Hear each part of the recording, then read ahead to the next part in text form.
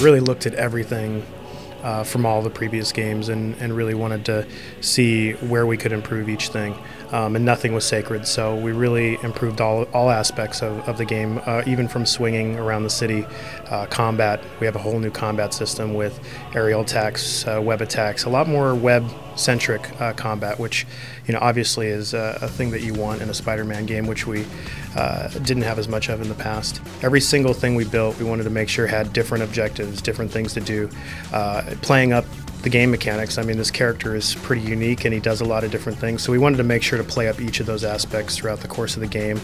The boss fight experiences are really set-piece experiences versus sort of running into a room and just fighting an enemy that tends to be harder. There's really stuff to do.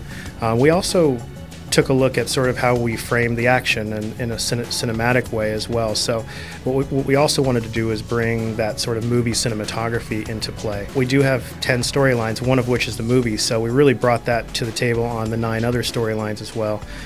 There's quite a lot of game there. I think the ones we're talking about right now are the Lizard and Scorpion, and there's a handful of others that I'm sure you guys will see. We didn't really take away the physics feeling and the feeling that you're really whipping around corners, but what we did was we added the visual feel to it as well. So we have the camera that moves around just slightly to give you that really whipping feel as you come around corners.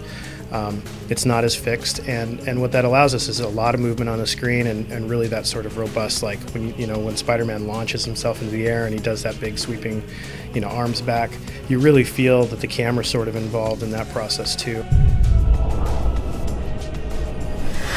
For us, story missions and city missions and fun things to do in the city all were equal to us, so we made sure to put the same sort of effort into each one of those things. So you're never really going to come across anything that's not really challenging or fun, or in most cases actually has some connection with the story.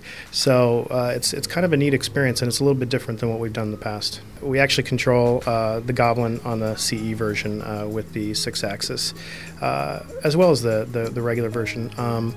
It's kind of neat, it's a neat feel, it's flight mechanics, so you definitely get a different experience on the PS3 than you do on the 360 in that regard. So different versions are going to have different features? In respect to the PS3 CE, the Collector's Edition, you get to play as Goblin. How much Goblin content is there in the PS3 version?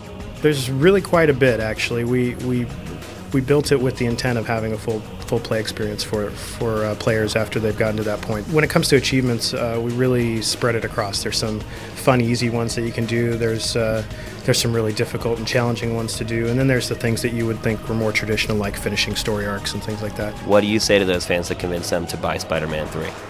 Well, this is the biggest Spider-Man game we've ever made. I don't know what I was thinking, but it is, and I think they're really going to be excited because I think we've tied more closely to the movie than ever before in the game aspect, and we have more storylines than ever before.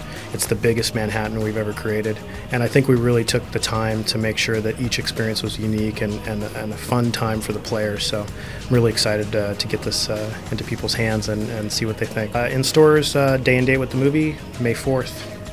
Well, thanks so much for talking to us. Thank you.